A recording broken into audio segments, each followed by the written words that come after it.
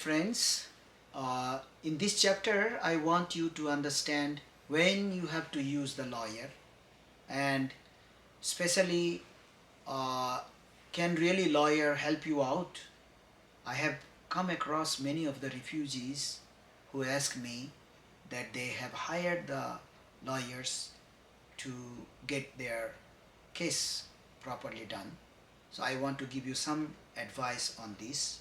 Also, in general, when you need the lawyer, then what are the different types of facility of lawyer that you can have.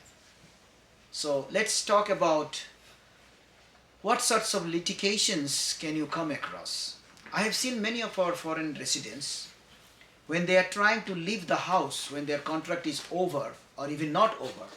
When you make a house contract, during that house contract, you actually have a line written 2 months in advance notice or 1 month in advance notice, you can leave that house.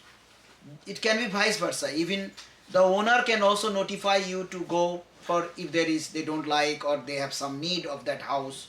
It is possible. But anyway, whatever happens, sometimes your key money is not being paid to you. They are charging something more or something like this. When you want to claim, what do you have to do? Every local area, you have the bar association.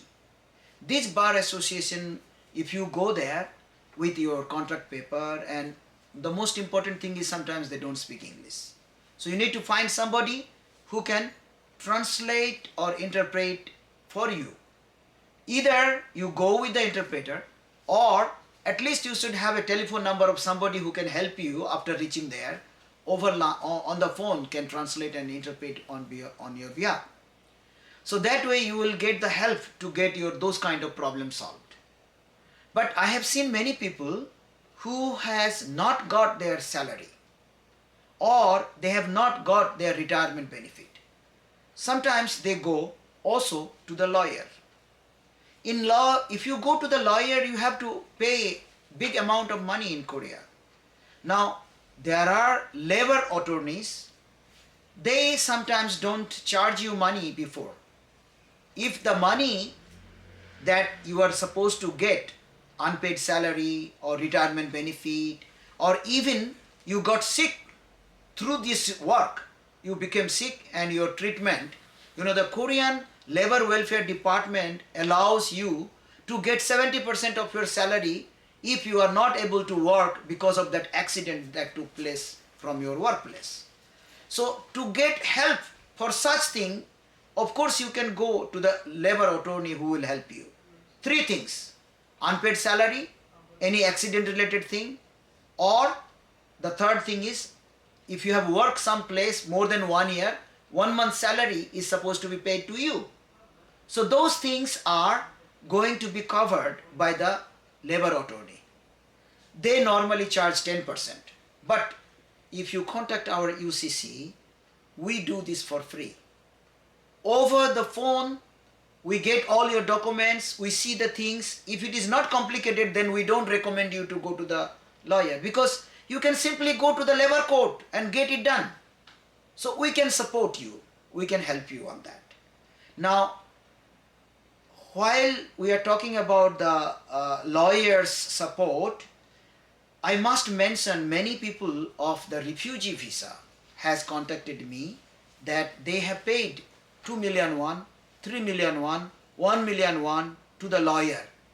But I know I am interpreting for this for more than 10 years, and I am telling you nothing is going to happen even if you are taking your lawyer. So let me give you some basic understanding, because many of our illegal workers decide to go for G1, the refugee visa, and those who are in G1 visa, then they frequently go to the court and they have many questions. So today I am going to give some guideline for them, so that if you listen to this, you will be clarified on this. What can happen, okay? First, I have seen many people who are illegal, they go for applying G1. The concept is, when you go to apply for refugee visa, this G1 is not really refugee visa. You have a wrong understanding. G here stands for general. G1 and G2 and G3, they are different type of visa. Means G1-1, G1-2, G1-3, they are all different type of visa. This is what I mean. But in your card, there will be only one code, G1.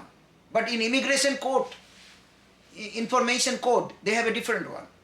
So please make sure that G1 does not mean that you have a refugee visa. G1-5 and 6, there are two different categories. One category is that you have applied for it, you are under the investigation. You have the right to stay, but your health insurance is not covered. Then you know that you are under investigation process. You have not been accepted on humanitarian ground, so don't think that you are a refugee. You are on a process to be recognized. This process takes a lot of time. Somebody who is illegal wants to become this kind of recognized as a refugee, they go to the immigration, then you have to pay certain penalty. As far as I know, if you have stayed more than 1 year or 2 year or 3 year overstay in this country, then you pay maybe per year 1 million won basis. You pay around 3 million won or 5 million won, you pay the penalty, and then they accept your application for refugee application. But what you do, you get one refugee card. I mean the immigration card gives you G1. This is normally 2 years to 3 years, depends on which immigration office you are and what is your case. So between 2 to 3 years, they try to study your case, and they invite you in the immigration for the interview at immigration. From the date of interview at the immigration, maybe you have 1 year time or 1.5 year time. So all this process may take maximum 3 to 4 years. And after 4 years, they scrutiny you, they decide if you are not accepted, if you are rejected to be a refugee, no matter what you try to do, you are just going to waste your money to pay to the lawyer. Nothing is going to happen, I can tell you. I have seen many cases like this. Because Ministry of Justice, they have every scrutiny system. If they decide that it is not worth, after the interview sometimes they decide people that okay, on humanitarian ground we give them visa. Even if you are not accepted as a refugee, but on humanitarian ground your visa will be given. So those kind of cases you can also apply for the health insurance. So if your health insurance is not done, that means you are just nowhere. Don't you know that once you have G1 in this country and you are rejected, if you go back to your country, you will never get back your visa to come to this South Korea. And you cannot change from G1 to any kind of visa.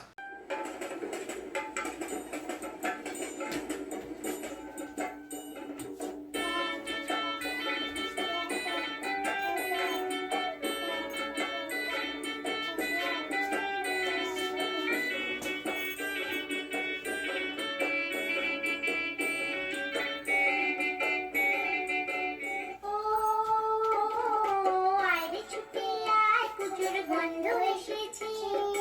O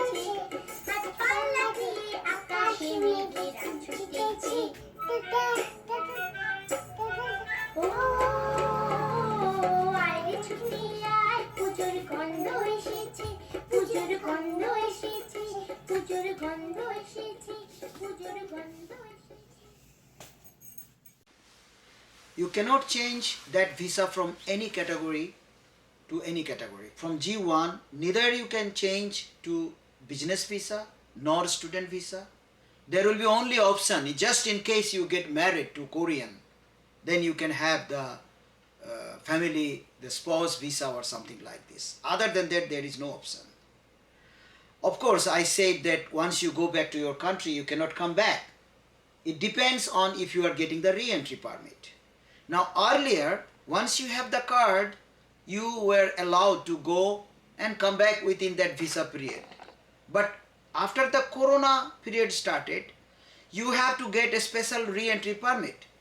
And this re-entry permit is only given to you just in case some of your direct relation, mother, father, wife, daughter, son, a direct relation, brother or sister who is sick, and you have to go there, you have to provide this medical, any emergency situation demands you to go there and you need to come back, you have to get the re-entry permit, then only you can come back. Otherwise, you are not able to come back in this country. And once your this visa period is all over and you are going back, after that also if you apply for tourist visa or business visa, I am quite sure you will be rejected. Once you have come in this country, you are considered as a false person, applied for refugee for nothing, when you don't have even the ground. Now, especially I want to give this information because a lot of people come to me who has already applied for their this G1 visa. Once you are receiving a letter saying that it is called departure order from the immigration.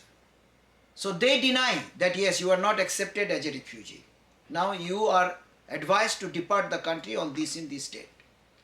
Once you have that paper, then what you are supposed to do? On this point, many people come to visit our office. These days, because of Corona, I really don't want many people to visit, but I hope this video will help them to understand what they have to do. Sometimes I ask them to call and I give the advice over the phone, but anybody sees this will know. So first you are having that letter from immigration saying that it is a departure order for you.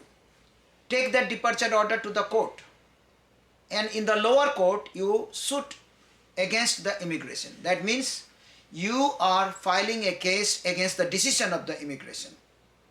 Now you pay the money, I think it's somewhere around 400,000 or so, and then they give you a piece of paper that says that yes, you have paid the money, you have applied for it.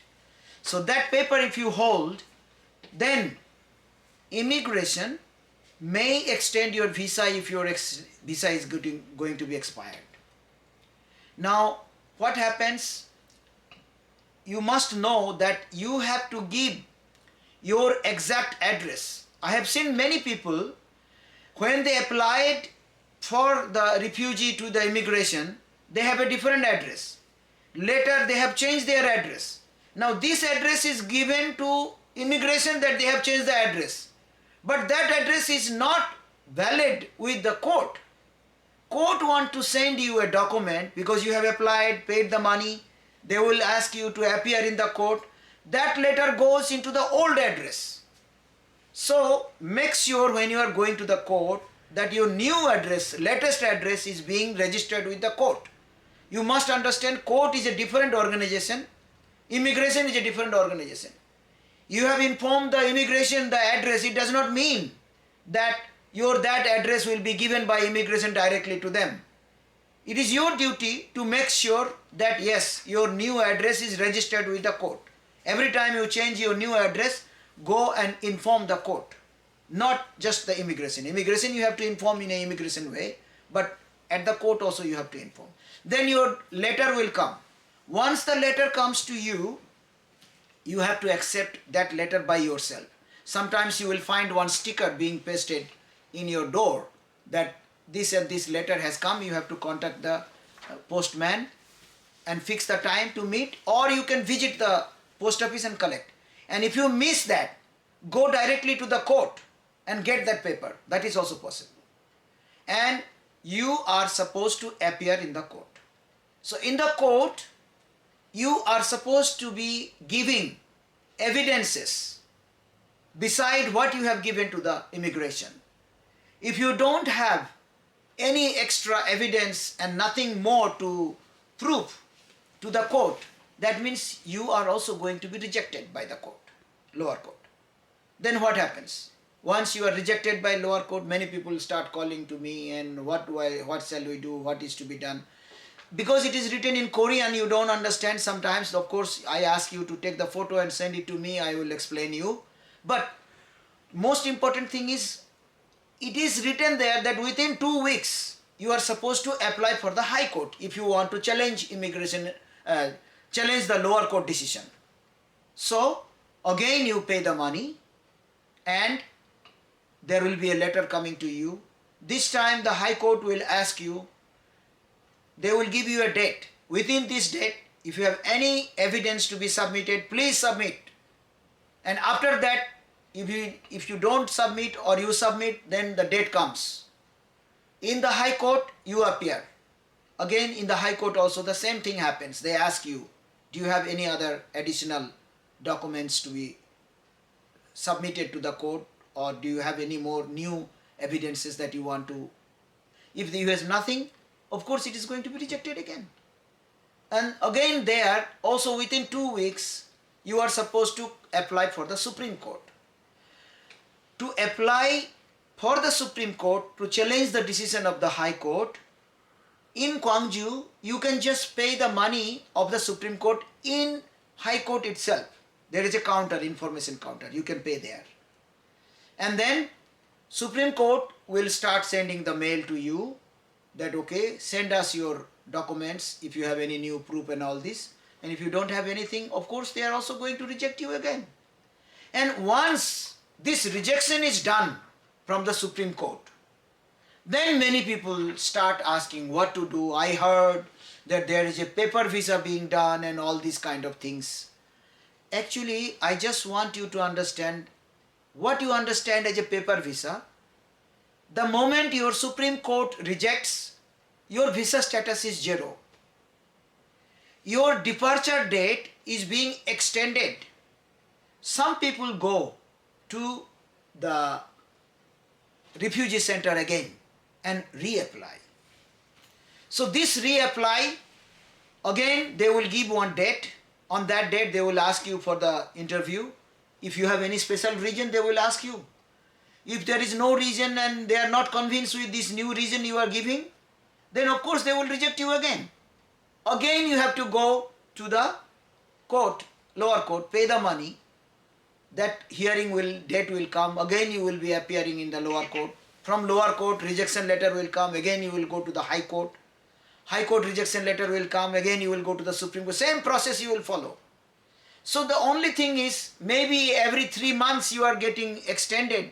Your departure date is being extended. Maybe for 9 months you have 3 court hearing. So you think that you have a paper visa. This is not a visa. You can't even go to any other country with this G1 visa from Korea. So my dear, if you think that you are legally staying in this country with G1, that's not really true. So G1 is one of the worst visa as I see. Many people by mistake, through the agent, they pay the money and come here. They are not properly informed what this G1 is, what this refugee visa means. So this video I am doing in order to help before coming to Korea. If you are planning that you will come with a tourist visa and business visa and apply for this kind of G1 visa, my dear, you don't do that. And also one more information with the refugees. First 6 months you are not supposed to work anywhere. After 6 months, if you want to work somewhere, you can go to your company, get a contract paper, inform the immigration, and you are allowed to work. But remember, if you don't inform the immigration and work, that's illegal. You are supposed to pay the penalty. So I hope all those questions I frequently receive from the G1 people, this is going to clear to all those friends. Thank you very much. Let's see with some other topic. Hello friends. This time I am going to talk on frequent questions that I receive from our many students who are with the family and the refugees or the illegal workers who are with the families, especially when they get pregnant. So for your information, if you have a proper insurance, of course that insurance will cover. In Korea, there are two different types of insurances. One is the national health insurance and the other one is the private insurance.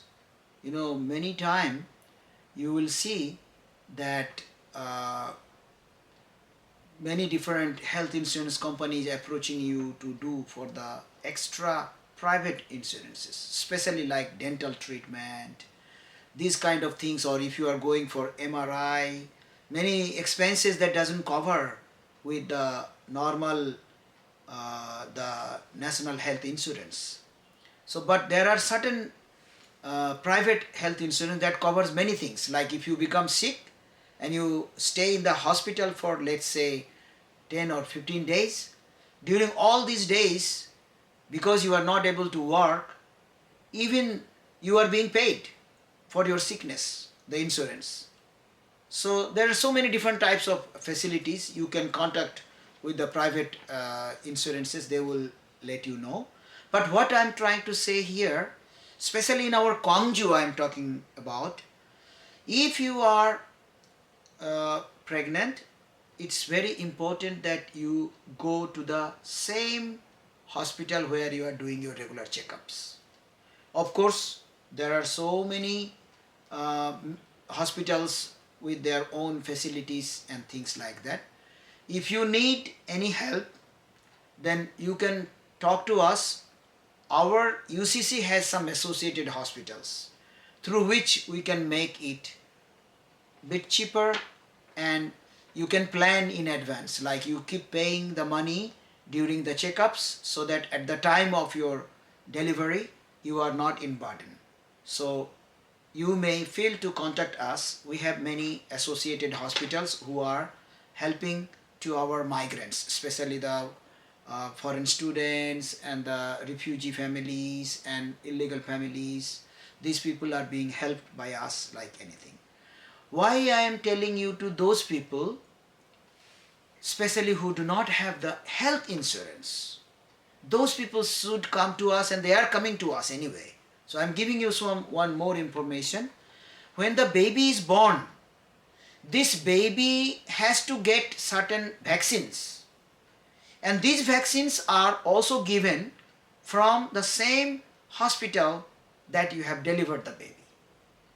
So during this time, you need to go and register your baby with the local health office.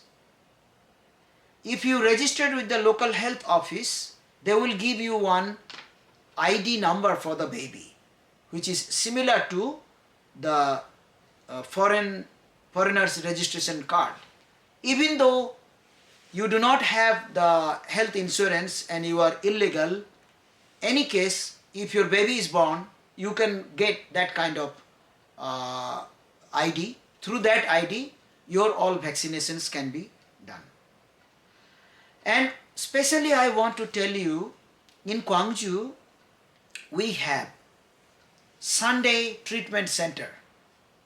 Every Sunday, near the Olkokdong E-Mart opposite side, we have the foreigners help center, where these days, because of the corona, we are not doing any kind of treatments on Sunday. But if somebody is in problem, in that same office you can go during the weekdays.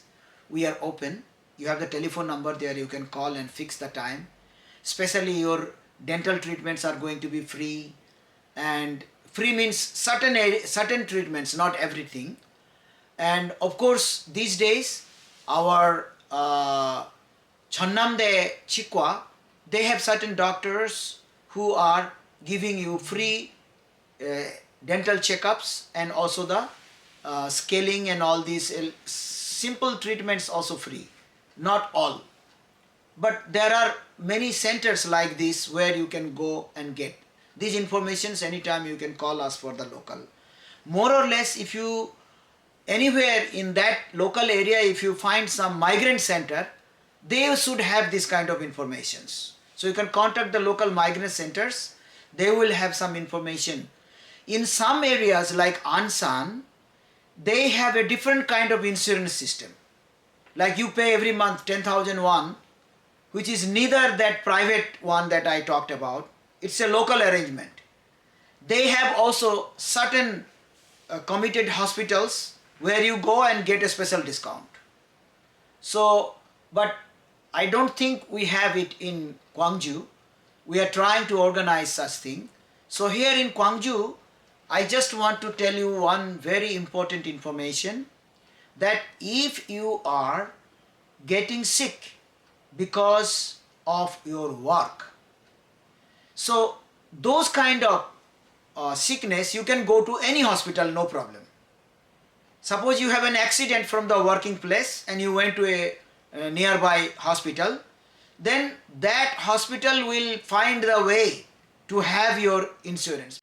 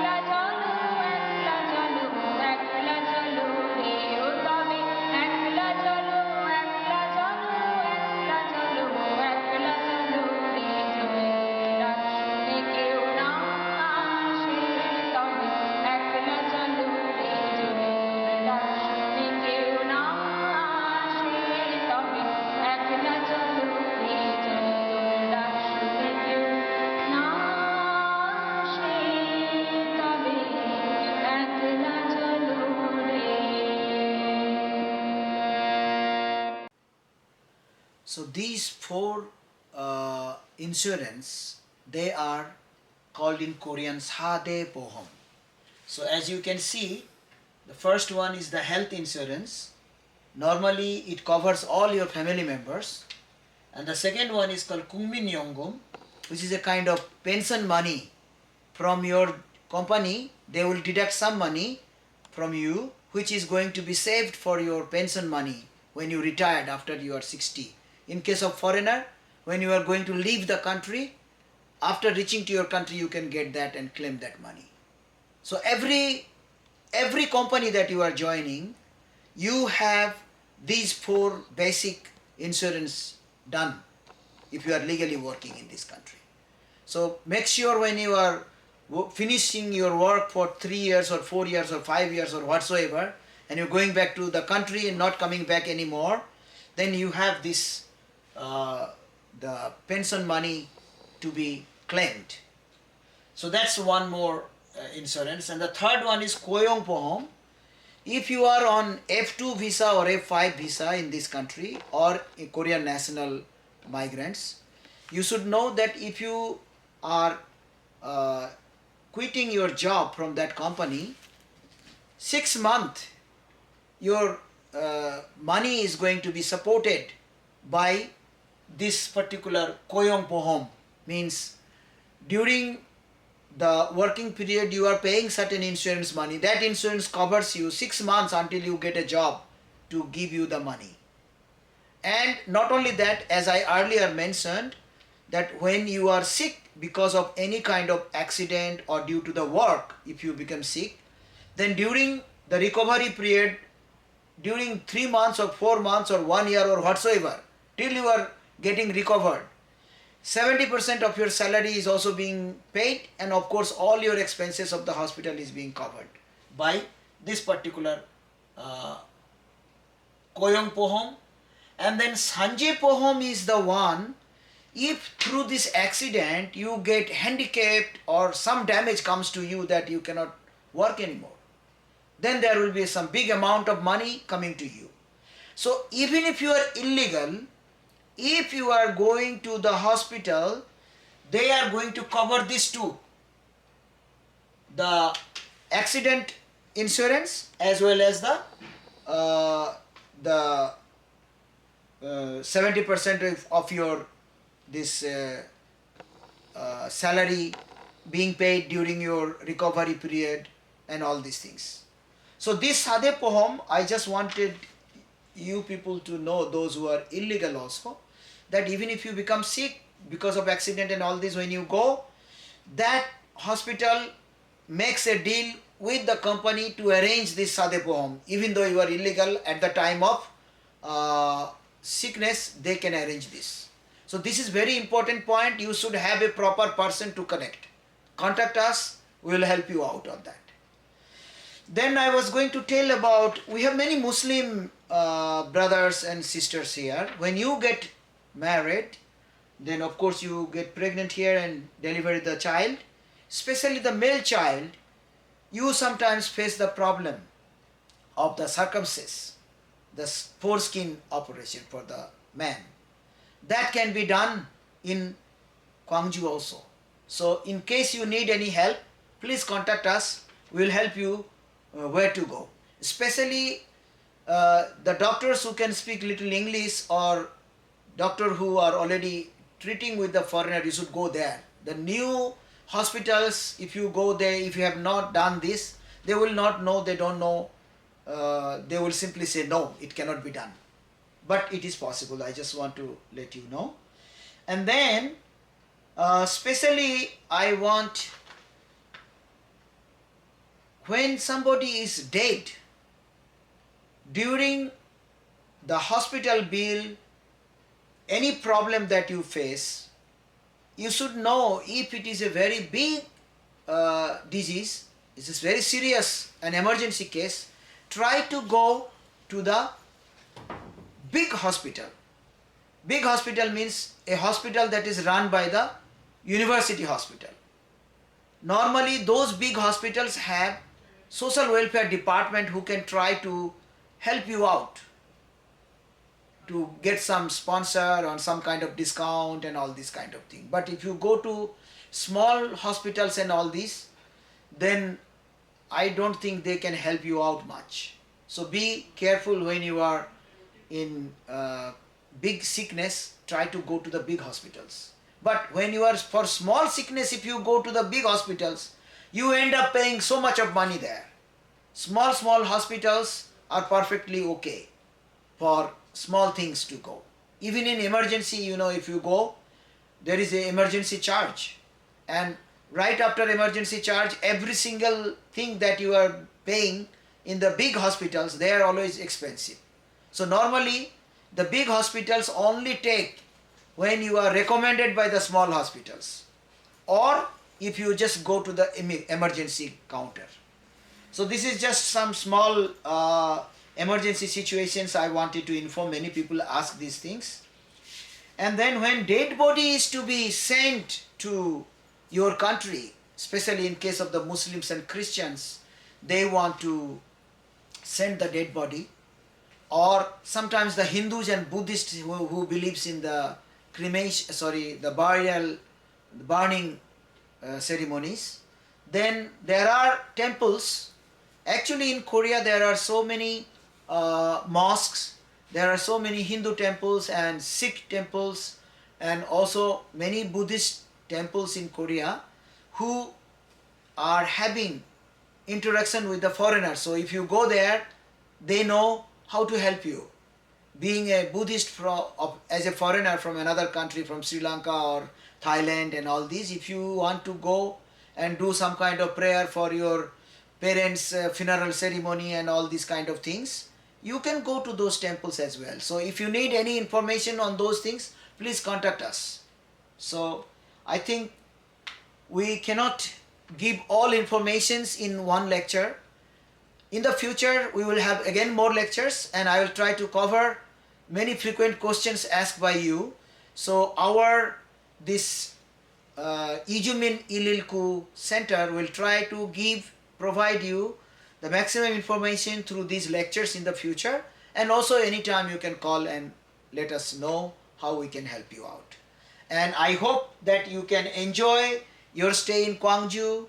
Especially Gwangju is a very, very friendly city. You know, this program is being sponsored by our Gwangju city. So like this, we have many other programs being sponsored by the Gwangju city. Like if any of these communities want to have their celebrations, please contact us. We will let you know how you can get different funds to organize your festivals to organize in Gwangju. Thank you very much. See you again in next event. Namaste.